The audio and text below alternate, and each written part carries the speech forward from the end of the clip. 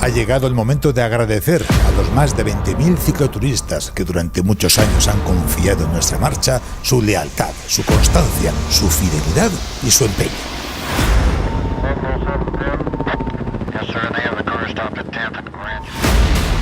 La Marcha Ciudad de Valencia se transforma en un evento único, porque un 88% de los participantes han votado a favor un nuevo recorrido que será atractivo, exigente, espectacular.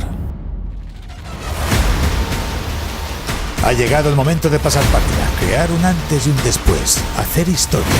Valencia será la única ciudad en el mundo en contar con un gran fondo y además recorriendo un paraje de ensueño como es la Sierra Calderona.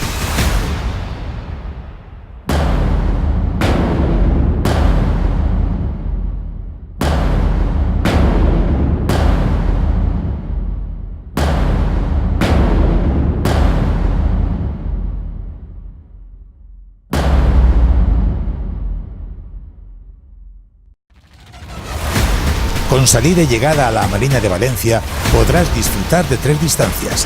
La de 185 kilómetros con un recorrido de dificultad alta para los más intrépidos.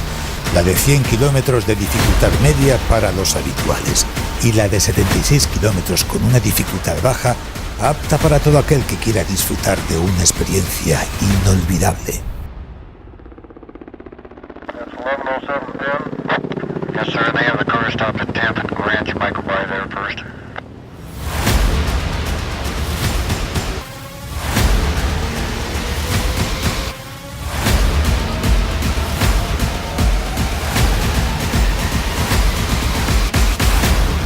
Bienvenidos al estreno de la Marcha Ciudad de Valencia, Gran Fondo 2019.